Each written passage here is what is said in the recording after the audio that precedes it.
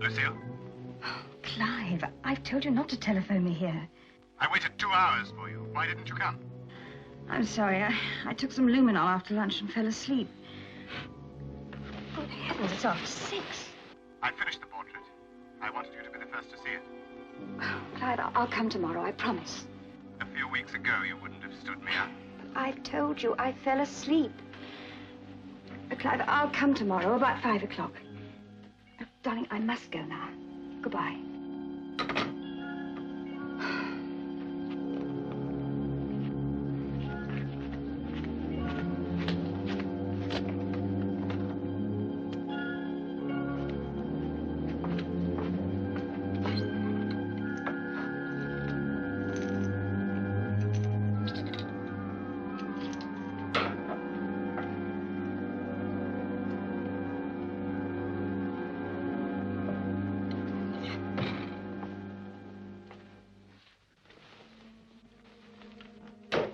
Lucille? Sarah, come in. Darling, this is ghastly. Is everybody arriving? No, not yet. Lucille, you look lovely. All set for the witches' Sabbath. I came early in case you needed some help. Why on earth should I need help? Apart from the fact that I'm rather short of money, as usual, I haven't a care in the world. Yes, you know how mean my darling husband is. Robert, me. Well, considering he practically owns a bank. Well, that doesn't mean he can just dip into the till whenever he feels poor. Darling, how angry you look. My dear Sarah, it doesn't matter how extravagant you are, as long as your husband never finds out. That's one of the first lessons you'll learn when you marry. Anyway, I always manage to raise the money somehow. Tonight, I'm going to be at my best. Robert's wife. Demure, charming, and just a little elusive. Lucille, do be careful. Supposing he should find out.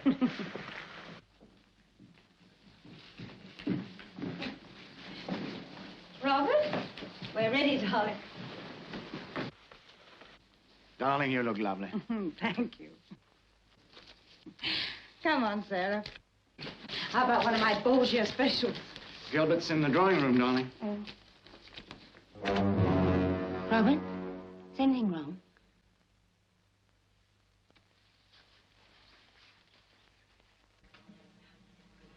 How are you, Gilbert? Oh, moderately flourishing. Only moderately. Oh, good heavens. Don't tell me the bank's going bust as if they couldn't bear it. You know, it always surprises me that after 10 years as a banker's wife, you seem to imagine the bank is some sort of private mint. Well, why not? Money's for spending, not for locking away. Robert? Who else is coming? Robert? Who else is coming?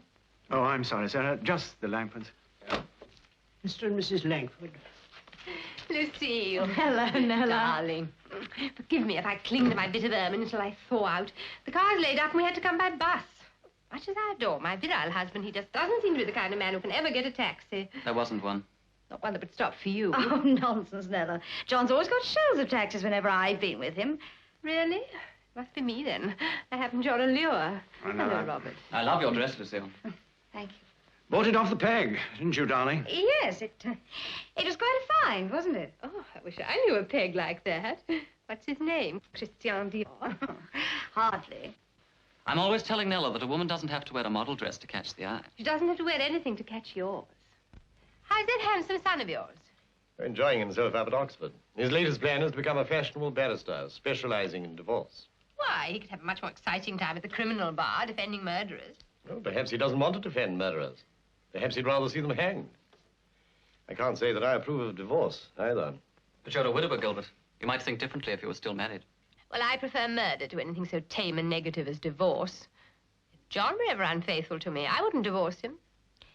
I'd simply crack his head open. Thanks for the warning, my love.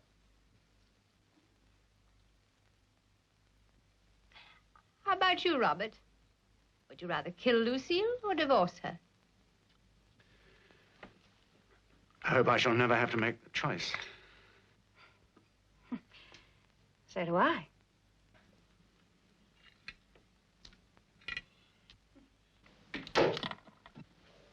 Really, Nella gets worse and worse. She used to be so amusing. Now she's never anything but aggressive and malicious. If John wasn't a business friend of yours, I wouldn't have her in the house. I just don't understand her. Robert, what is the matter? You've been absent-minded all the evening. I've had rather a worrying day at the bank. A lot of things seem to go wrong all at once. Oh, darling. Darling, I'm terribly sorry. It's getting late. We'd better get some sleep. Robert, what is it? There is something different about you. You're trying to avoid me. Must the whole world revolve entirely around you? Your world must. I do love you, darling. You know that, don't you?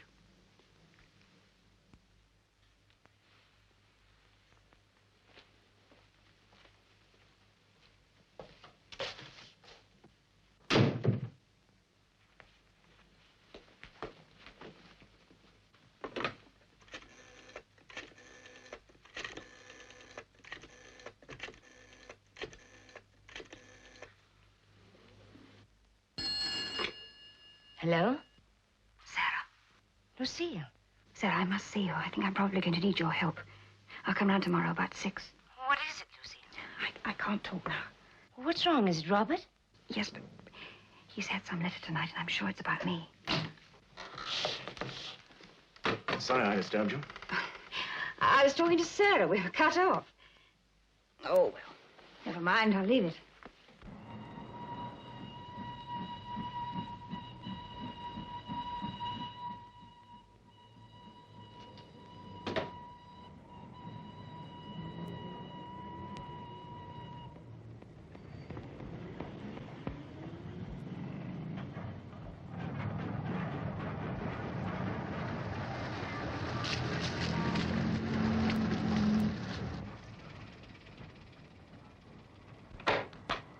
You're late. It's 5:30. Clive, I'm terribly sorry. I just couldn't get a taxi anywhere.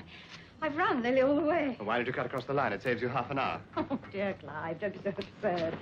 I can just see myself dodging across the railway lines in high-heeled shoes.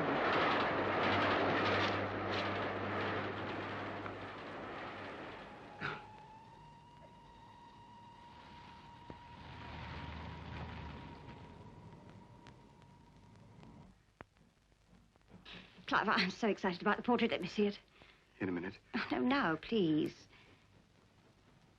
The light's fading. It doesn't show at its best.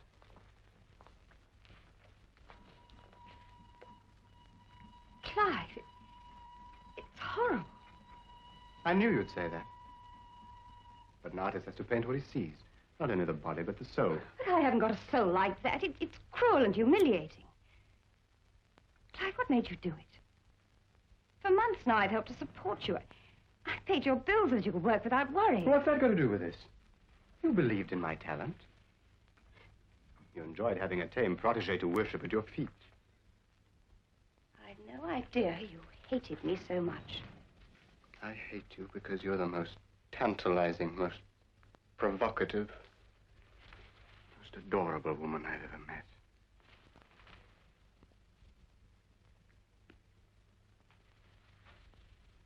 That's what I've tried to interpret.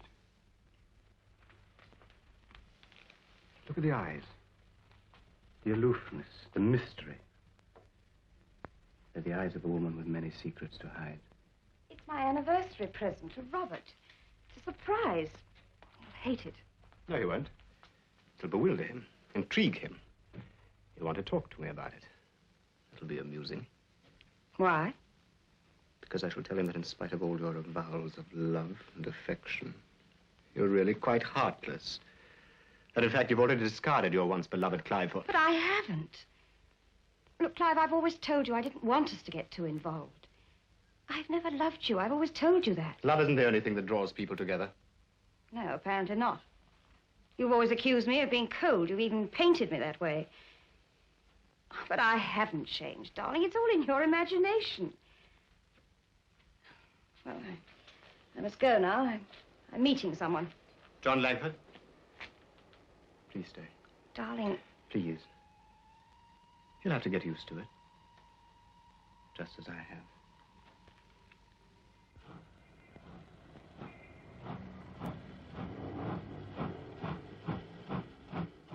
Darling, I really must go now. Oh, you're hurting me. It's my my brooch. Well, take it off. Oh, you tore my dress.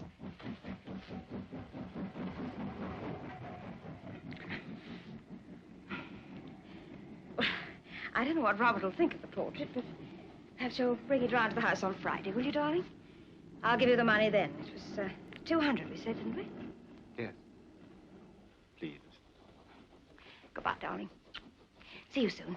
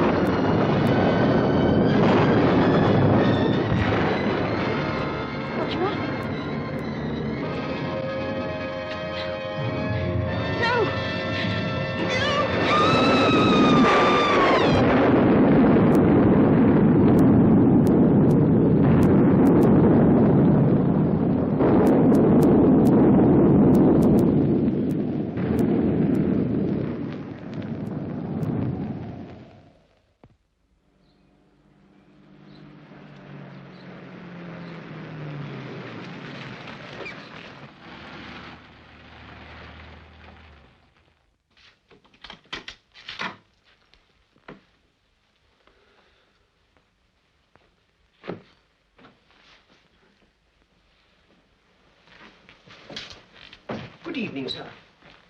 Bring me some whiskey, everybody, please. Very good, sir. Mrs. Ames home yet? No, sir. She ordered dinner for 8 o'clock.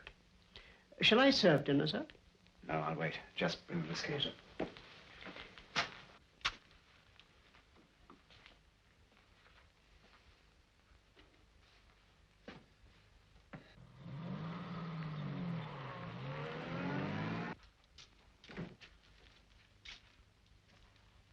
police inspector to see you, sir. Police?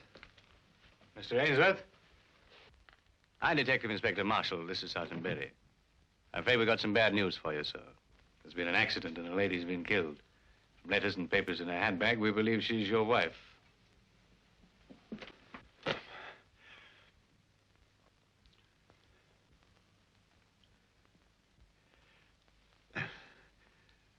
Bumped my head getting into my car this evening. Naturally, we'll want you to come down with us and identify the lady. But why are you here? A detective? What? The doctor's report hasn't come through yet, sir. But the cause of death appears to be strangulation. Strangled? Lucille?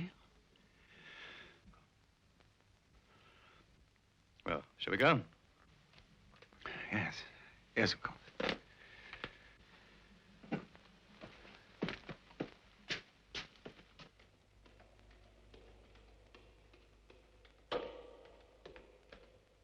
A man was walking across the heath with his dog. It started to bark. He went to investigate. Found her.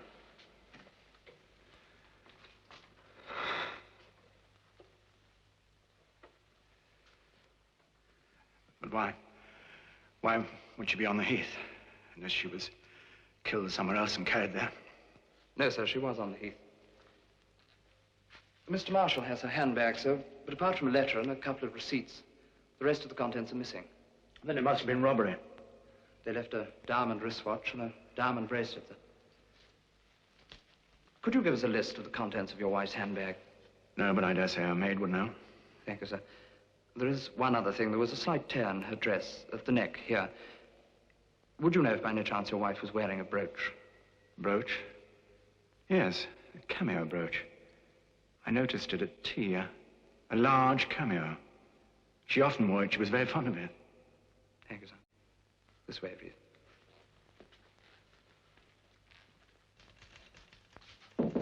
Come in. Mr. Ainsworth, sir. Sit down, Mr. Ainsworth. I'm afraid I have to ask you a few questions. I can't believe it. I just can't believe it. I know. I'm sorry. When did you last see your wife alive? Mr. Ainsworth, I'm asking you, when did you last see your wife alive? I know it's sudden, but we must have your help in tracing her movements today. Yes, I'm trying to think. It was about tea time. We had tea together. She was then going round to see a friend, a Miss Haywood, about 5 o'clock, so she said. She left the house about 4:45. I didn't see her again until now. Why do you say, or so she said? Had you reason to suspect she was lying? No, indeed. Certainly not. But in view of what happened, I wondered... Oh, we can see Miss Hayward later. Can you think of anyone who might want to harm your wife? No, of course not. She was very friendly with everyone. Can you think of any reason why she should have been on the heath after dark? Had she friends in that neighborhood? I can't think of any who live on the other side of the heath. When you say the other side, to which side do you refer? Well, I naturally don't know in which direction my wife was walking, but I think I'm safe in saying that we haven't any friends who live close to the heath on any side. What were you doing between tea time and 9 o'clock, Mr. Ainsworth? After my wife went out, I worked at my study till 6 o'clock. Then I got out my car and went round to see my business manager, Gilbert Morgan. I arrived at about 6:15 and stayed until just before 9 o'clock. We had business to discuss. When you got home, were you surprised to find your wife was still out? Naturally. But you were an hour late yourself, so your butler said. Yes. I had a great deal to talk about to Mr. Morgan, and we rather forgot the time. I suppose my wife forgot it, too. Your wife was dead, Mr. Ainsworth. Well, that'll be all for now. Sergeant Berry will take a detailed statement from you in the morning. Meanwhile, we'll fix some transport for you, get you home. Do you know why she was killed? We haven't had time to find a motive yet. We've got to make a thorough examination of the heath at first light in the morning. Don't leave your house without letting us know where we can get you, widow. I know. Good night. Good night.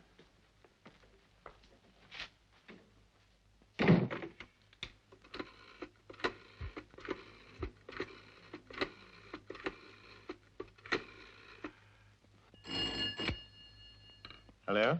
Gilbert, Robert here. Have the police been to see you? Police? No, why? I can't tell you over the phone, but get round here as soon as you can. It's desperately urgent. Very well. Right, well, I'll get a taxi and come right away. I'll be with you in about 10 minutes. No. Walk here. Come in by the garden. I'll leave the door open. I'll be in my study. Right you are. Goodbye. I could see them in the distance, the two of them. My first impulse was to beat the man's brains out, and I started after them. Then I stopped and got hold of myself. I thought, perhaps he isn't her lover. Perhaps there's some other explanation. I decided to wait till she got home and challenge her, see what she had to say. I got back into the car. I meant to go straight home, but I couldn't. I drove out along the Great North Road, hell for leather. Then I stopped. After a bit, I cooled off and turned round and drove home.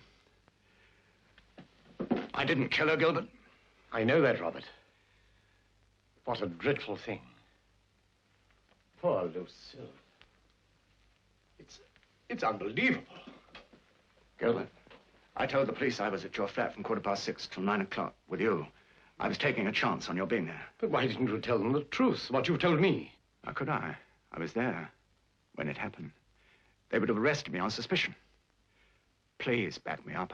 I know it's a lot to ask. No, it isn't that. After all you've done for me in the last 15 years, it's not that. It is, I don't think it's wise, Robert. I can't go back to the inspector now and tell him I was lying. No, I see that. Fortunately, I was at home all the evening. So it is a possible alibi. All right, I agree. Yes, I'll do it. But our stories must agree. Have you Blacks found anything? No, nothing yet.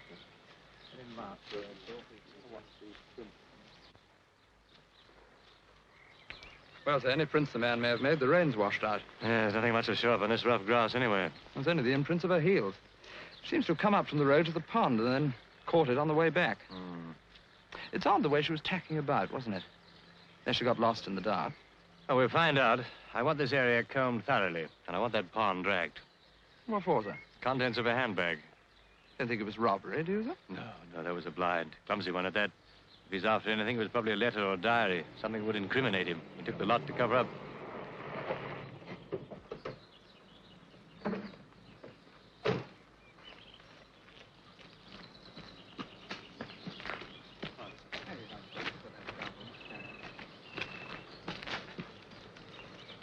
Surgeon's reports come through, sir.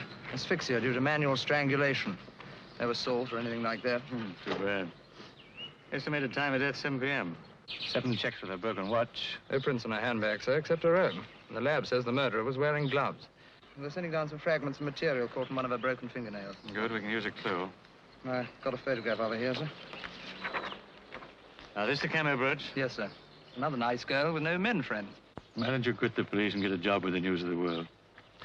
I got a list of the contents of her bag, sir, from her maid. All the usual things. Yes, sir, but all gold. All valuable. Come on.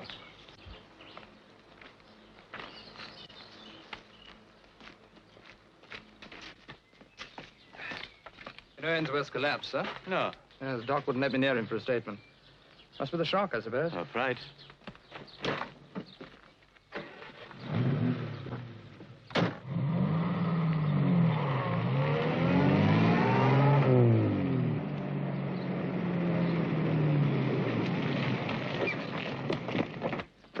Have you any news, Inspector? Later. Oh, just one minute. Later, boys.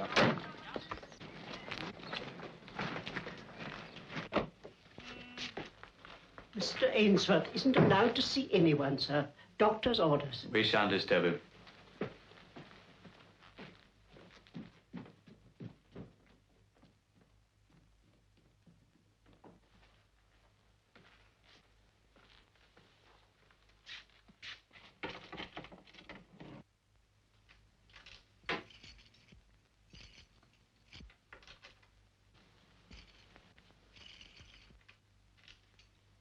Carry on. I don't think we've met. My name's Sarah Hayward. I'm a great friend of the Ainsworths. Ah, Rigby.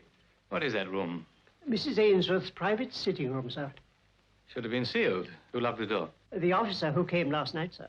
He only sealed Madame's bedroom suite. You should go far. Take a look at the bedroom suite and then get statements from the servants. Okay. Mrs. Ainsworth and I are, were very old friends. There was a photograph of us taken last year at Cannes. That's all I was looking for. Mr. Ainsworth gave me permission to take it. Try again, Miss Hayward. Oh, the key's always kept in that little silver box. Did she keep a diary? No, she was much too... Careful. Well, no letters, no diary. Careful and secretive. She was a very contradictory person. So spontaneous in some ways and so discreet in others. It was a letter you were looking for, wasn't it, Miss Hayward? Who from? I was afraid she might have kept something I didn't want Mr. Ainsworth to see. Why? You want to protect him? Who's the man? I don't know. There were so many.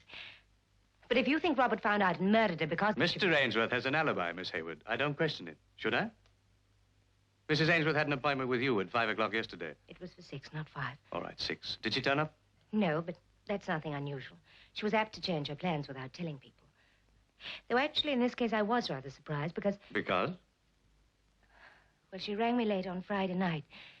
She sounded frightened. She said she must see me. It was urgent. And then she hung up as if she'd been interrupted. Who by? Her husband? Was it him she was afraid of? No, of course not. Oh, who else would interrupt her at that hour? I don't know.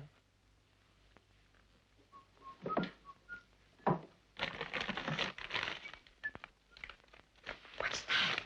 About £200. 200? Lucille never had any money. She was so extravagant, she was always in debt.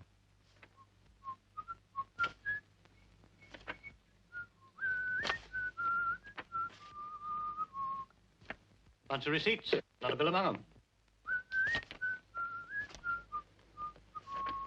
She may have been extravagant, but she doesn't appear to have been in debt. Where did she get it? Ask me again later, Miss Hayward, I might be able to tell you. Shall we go? Good morning. Morning. Very attractive, unmarried. Carrying a torch for Mr. Ainsworth. I got that impression. Has been known for a woman to strangle. I wonder if she's strong enough.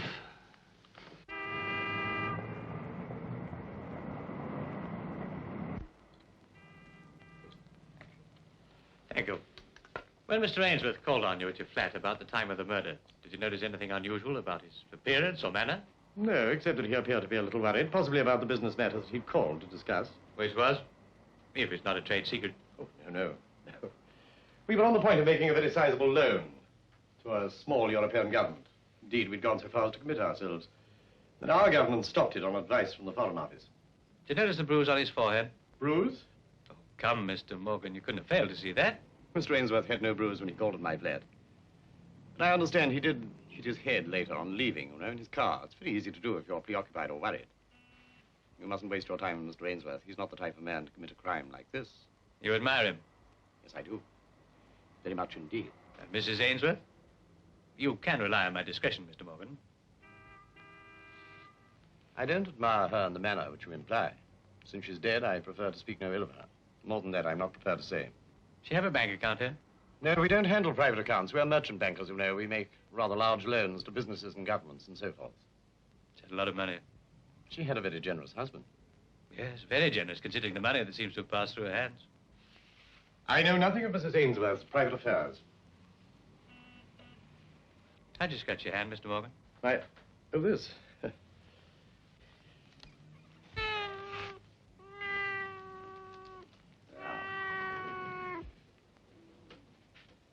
She's no business here, of course, but she refuses to stay at home. She must hear a lot of secrets. She does. But she's unable to repeat them, Inspector.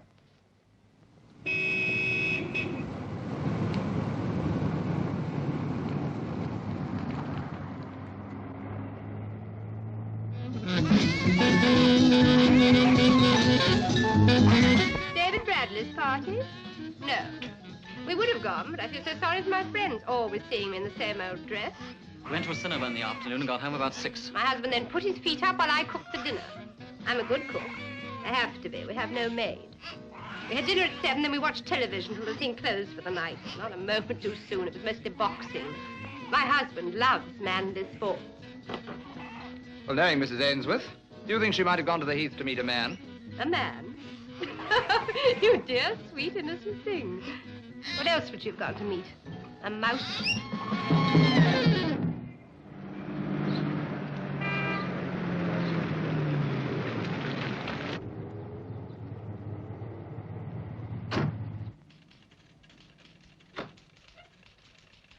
Would you come in, Mr. Baring, please?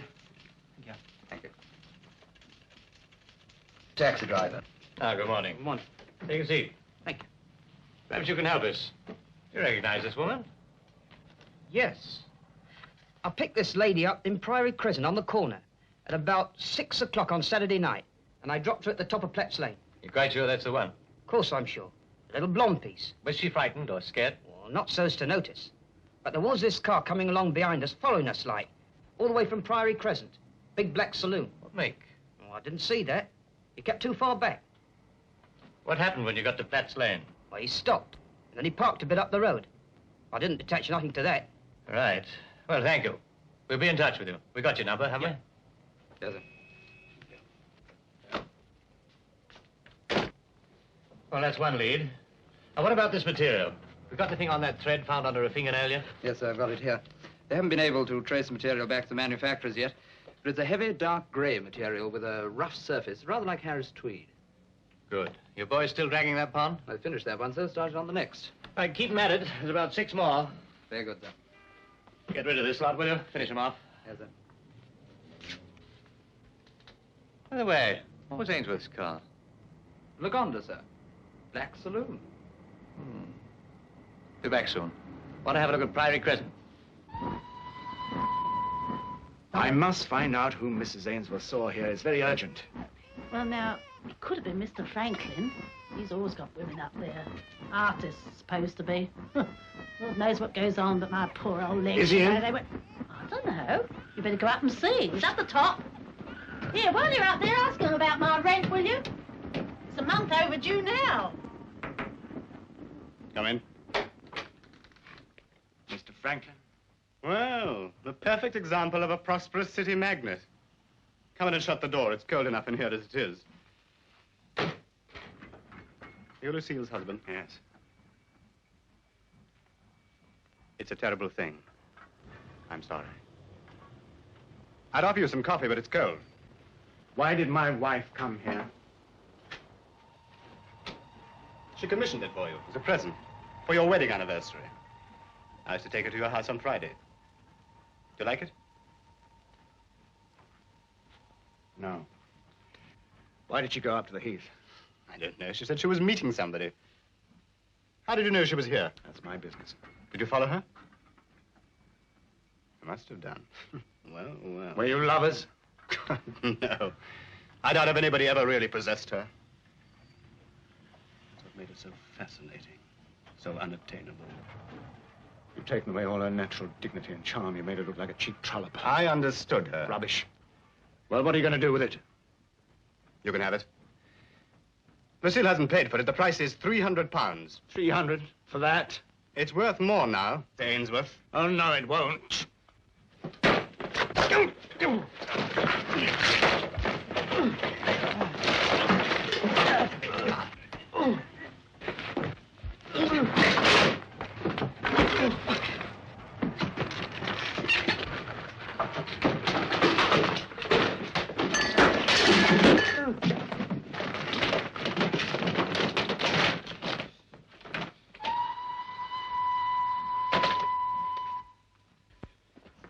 Lucille's brooch, the one she was wearing when she was killed.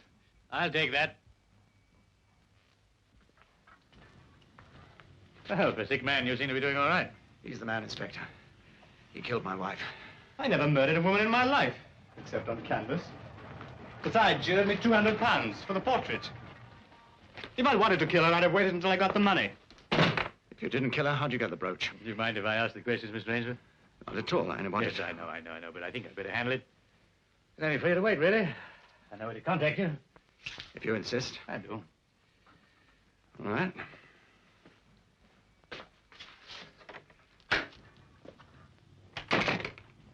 Well, where did you get this brooch? She left it here. Just like that? I pulled it off. It is in my way. Or isn't that explicit enough? When? About 5:30 on Saturday. I didn't kill her. I know the brooch looked suspicious, but she really did leave it here.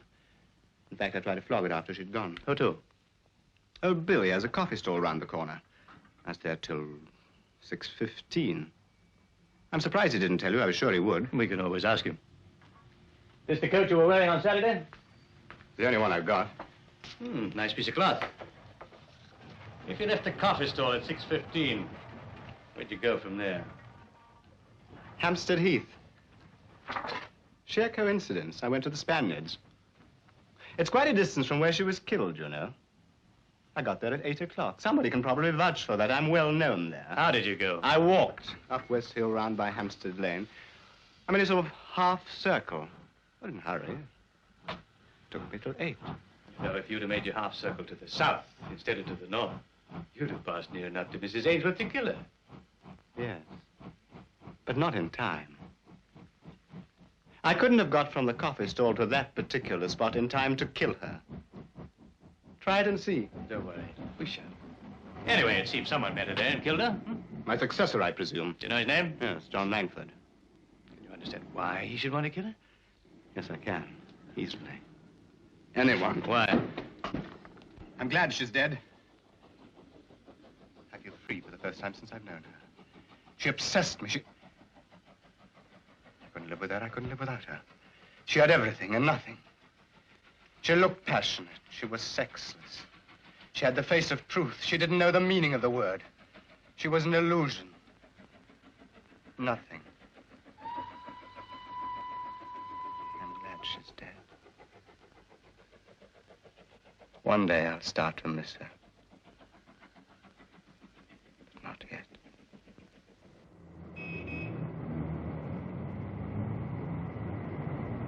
Robert, what's happened? Come in. Your face. It's all right. I know whom Lucille saw on Saturday.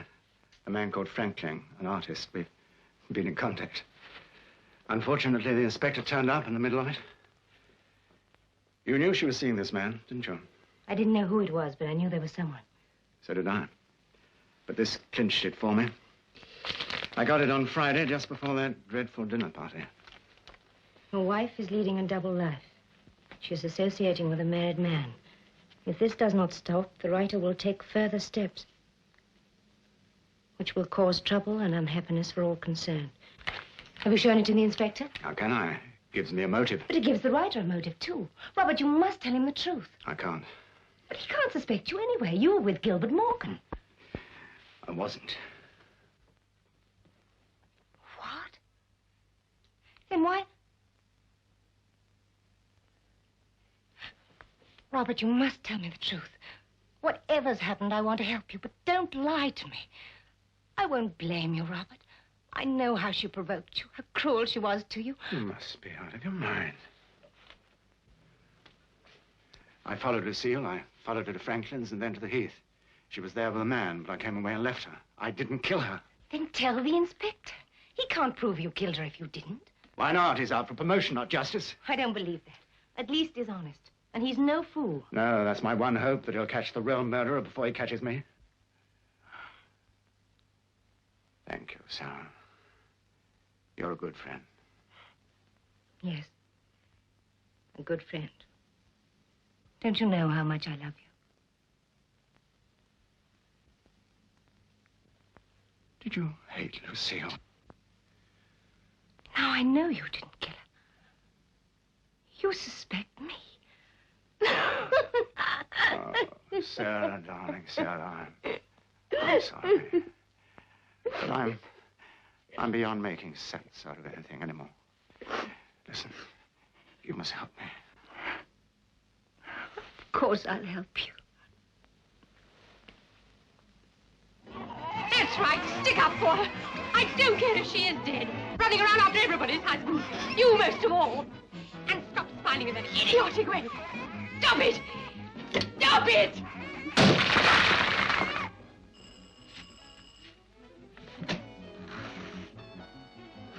Who are you? Detective Inspector Marshall. You're just in time, Inspector. We're in the middle of disturbing the peace as usual. I want to talk to you about Mrs. Ainsworth. Go right ahead. We were just talking about her, weren't we, John? We all adored her. Especially John. Shut up, Nella. Tell the nice inspector how you used to take her out and how she used to let you hold her hand. All right. So I did, sometimes. She was a wicked little thing, but I adored her. So did every man in his heart, married or not. She was a liar and a cheat, just like you are. They were lovers, Inspector, but they even had to cheat each other. Go on, John. Tell him how you killed Lucille. Go on, tell him. You won't be able to keep it a secret much longer. Be quiet. He soon found out what she was, like they all did. Every man she ever... I was at home with you all evening. You went out at 6 and you came home at midnight. You were pale as death and drunk as an owl. Look what he did to me because I asked him where he'd been that evening. You wouldn't think he could be so violent, would you, to look at him? That was nothing new. She's jealous, that's all. She adores making scenes. Then where were you on Saturday night? Well, where were you? I was... You only knew how idiotic you look. You better come with me. This yours?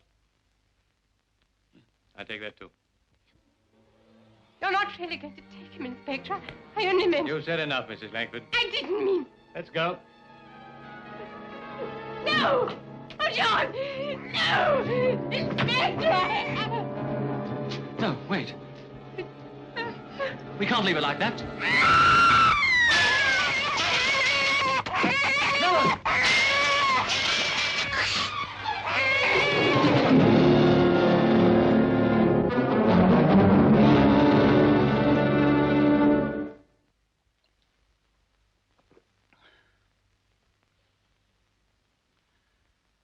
Nella really did believe I killed Lucille. I've been out with Lucille once or twice, just to get away from Nella. The trouble was, Nella really loved me. That's what made her so insanely jealous. She'd even written an anonymous letter to Robert. That's what we were quarreling about when you arrived. But it was true what she said. You weren't home on Saturday night. Yes? Where were you then? I went to a club to have a few drinks. We were there from about 6:30 until 10 o'clock. Ask the barman, he'll remember us. Us? I was there with a friend. What's your friend's name? Julie Maddox. She's an actress of sorts. We went back to her flat. That's why I couldn't tell Nella where I'd been. But you were also in love with Mrs. Ainsworth. I've never been a one-woman man, Inspector. Nella's nagged me about it ever since the day we were married. I've even hit her occasionally. But she did ask for it. You must have seen that. She'd get quite hysterical and swear she'd do herself in. Did you ever give Mrs. Ainsworth any money? Money? I haven't got any money. Not what she meant by money. What was the name of the club you went to with this other girl? Oh, I don't know. The Florabelle Club, I think. When you got home on Saturday night, was your wife in? She was in all evening. How do you know if you weren't there? But surely you don't think that Nella killed? If she did, we'll have a hell of a job proving it now, won't we? Well, frankly, I'm worried. Marshall isn't going to leave us alone. He must know we're lying. He nearly caught me out about that bruise of yours. I'm desperately sorry, Gilbert, getting you into this mess. He can get us both now as accessories after the fact. And what about the bank? This is going to ruin us. If only we can hang on for a day or so. Well, I thought of that. Now, how would it be if I slipped over to our Paris office for a few days? I ought to go, you know, in any case. If I'm in Paris, I can't be questioned. The inspector's hardly likely to follow me there. It might be safer if I went. Oh, no. He'd smell a rat if you went. After all, you're a suspect. I think I'll go at once. I'll go home now and pack a bag. Yes, it'll give us a respite anyway. Well, you'll find me at the Frontenac. You might let the inspector know that, will you? It'll reassure him. Oh. Will you take care of Sasha for me? Yes, of course. Thank you, Gilbert. I won't forget this. Good luck, Robert. Yeah? Good.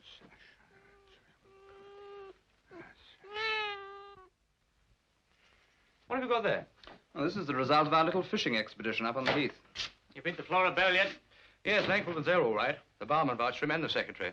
And I saw that little Julie bit. Nothing there. What's all this? The contents of Mrs. Ainsworth's handbag, sir. How'd you know? I showed them to her maid. She identified them.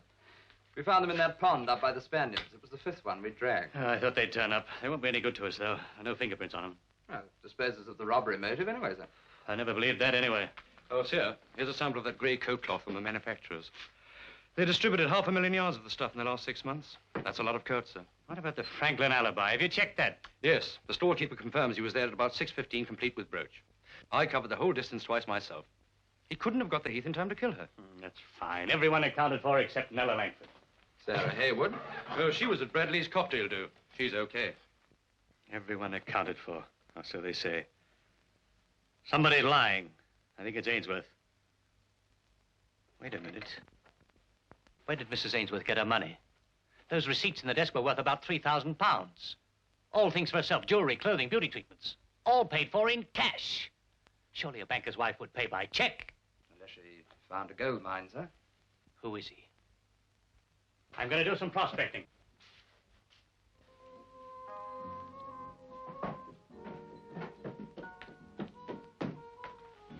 Come on, Casanova. Where do I find her? Visitors. Good afternoon. I'm Colonel Jarvis, the secretary. I don't think I know you, gentlemen. Detective Inspector Marshall, Sergeant Berry. Sir? It's Mrs. Ainsworth I want to talk to you about. I believe she came here pretty often. No, I wouldn't say that. Wouldn't you? I've got 5 receipts here, signed by you for Mrs. Ainsworth's bridge and poker debts. She lost about £600 here in the last few weeks. Well, naturally, we're only too anxious to cooperate, Inspector, but our members expect their affairs to be treated in the strictest confidence. They shouldn't get themselves murdered then, should they? She pay by check or by cash? Cash, always. She had plenty. Anyone ever help her out? Pay for her? Not to my knowledge. Let's talk to your barman. I'm sure he can't tell you any more than I can. Just the same, let's talk to him. Excuse me. Afternoon. Afternoon, sir. You knew Mrs. Ainsworth, didn't you? Yes, sir. Where'd she get her money? Well, sir, were plenty of men ready to finance her, sir. She could pick and choose. They'd need deep pockets. There's Mr. Goodman. He'd fit the bill. Goodman. Bernard Goodman, the bookie. You never saw a man with so much money. But me, God, he's too mean to breathe. Of course, he had to lay a bit out on Mrs. Ainsworth because he was doing some shopping there. Was he been in today? He hasn't been in since she was murdered. I'm telling a lie. That's him now.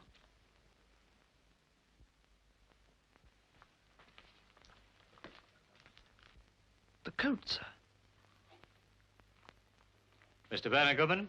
That's me. Now, look, let me save your breath. I wasn't in London on Saturday. Friday, Saturday, and Sunday, I was in Birmingham for the races. I'm a racing man. I only got back today. Look, hotel bills, theatre tickets, a menu. Look, I can account for every minute of my time. Go and check it. Check it. Go and check the lot. Only remember, please, I'm a very busy man. What's this? We suspect the murderer was wearing a coat similar to this. To this? I only bought it this morning. It's not new. Did anyone say it was new? I got it from a client of mine. A humble fella, a porter. He owed me a £5. He came to my office this morning. He says to me, Mr. Goodman, I owe you a £5. I haven't got a £5. Will you take the coat instead? I'm soft in there, so I took the coat. Right, let's have a look at it.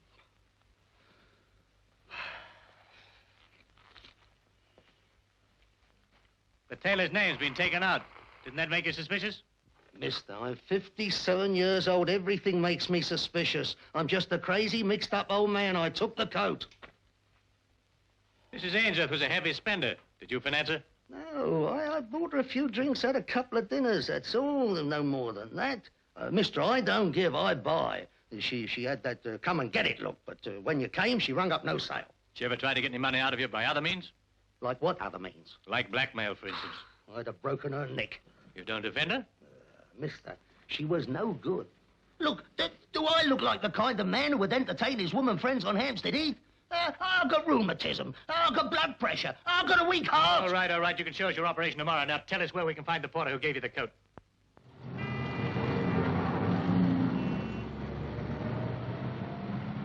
But Gilbert Morgan lives here. Was this the address Goodman gave it? Come on, let's go see this porter. Why didn't you come forward and tell me he gave you this coat? Well, the papers never said nothing about an overcoat. Just some threads or something caught underneath her fingernails. But didn't you think it odd he should suddenly hand you down a coat like this one? No, I didn't. Mr. Morgan was always handing me down his clothes when he'd had enough of them for the Salvation Army. He'd give me a suit as well as that coat and some socks and shoes. I sent them up this morning. Except the overcoat. Why'd you offer it to Bernard Goodman? Why him? Because I owed him money, like I told you. All the blokes around here bets with Goodman. He's got an office over in Baker Street. Well, he's a very fair man if you pay him. If you don't, he takes something off you, like that overcoat. He's got half my furniture up in his office. Wait a minute. Take us up to Mr. Morgan's flat. It's no good you going up there. He's gone. Gone? Where? I don't know. Took off in his car about 20 minutes ago. Took all his luggage with him, too.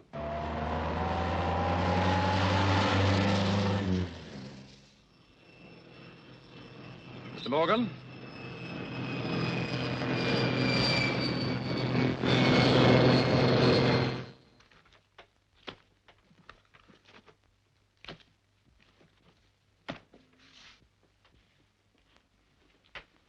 Why did you kill her? I didn't kill her. You were on the heath, Mr. Morgan. We tested your overcoat. We found dust and gorse pollen. I'm quite sure you did. I live up there. I often walk on the heath. And so do a lot of other people, too. Why were you trying to leave the country? I'm trying to help Robert preserve his alibi. Which is false, isn't it? But you weren't going for a few days, Mr. Morgan. You were going for good, and you were taking half the bank with you.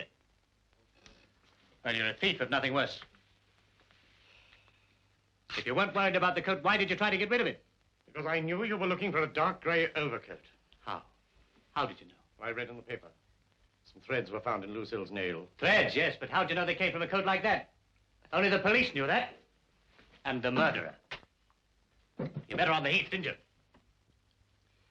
Yes, I did. But I didn't kill her. I just met her. I was only with her for a few minutes. Was she blackmailing you? Yes. You see, well, some years ago, I embezzled some money from the bank. I meant to pay it back. Indeed, I could have done so, but Lucille discovered this and threatened to expose me if I didn't settle her debts for her. She ruined my life with her constant demands and threats for money. Why did you kill her? To keep her quiet? I didn't kill her. I met her on the heath, yes. I met her to give her the money. I suddenly decided that I wouldn't give it to her. I told her I hadn't got it. She'd wait. She'd have to wait. She was absolutely furious. She again threatened to expose me to Robert, but I said I didn't care a damn what she did. I'd got beyond caring. So I went away and I left her. All I wanted to do was to get out of the country before she had time to give me away. It was a struggle, Mr. Morgan. She clawed your coat. Her nails were broken. I know. She didn't want me to leave her. I pushed her off with my hand. A cat didn't scratch your hand. She scratched it, didn't she? No, I scratched my hand on the pin of her brooch. She wasn't wearing a brooch. But she was wearing it. I know that Franklin had it. Robert told me that. But I couldn't tell you that she was wearing it, could I, without revealing that I was with her?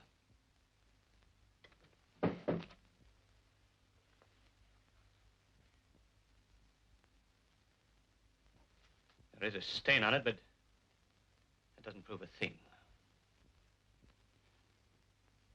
Franklin must have given it back to her. He must have. He went back, gave her back the brooch. Then he hung around, waiting to see who she was meeting. Then he waylaid her on the way to the road, quarreled with her, and strangled her. But why did you take the brooch back again?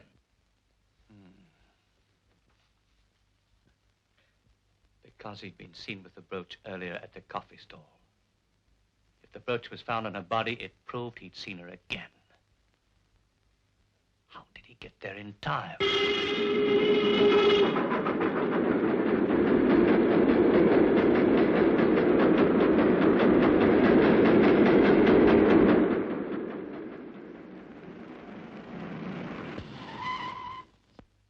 I don't care. Policeman or not, you're not going to wake my lodgers up this hour of night. I tell you, I won't have it. Really.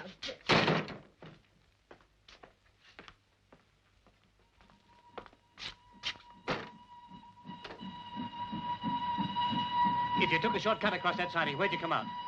Look. It is. It's him. That's how he got to the heath. He jumped a truck. That's our man. Come on.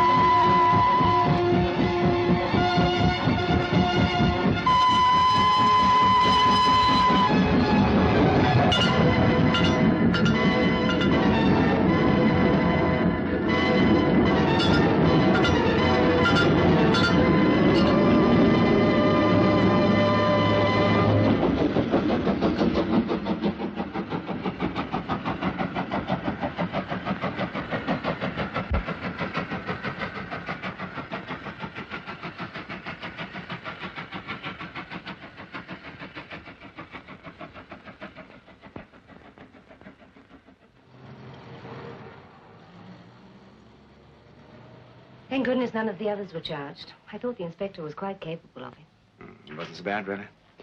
Well, I'd better be going. How long will you be in America? Not long. After all, it is on business. And it's best to go away for a time, anyway. Well, goodbye, sir. And thank you again very much. You will come back, Robert. Yes, I'll come back.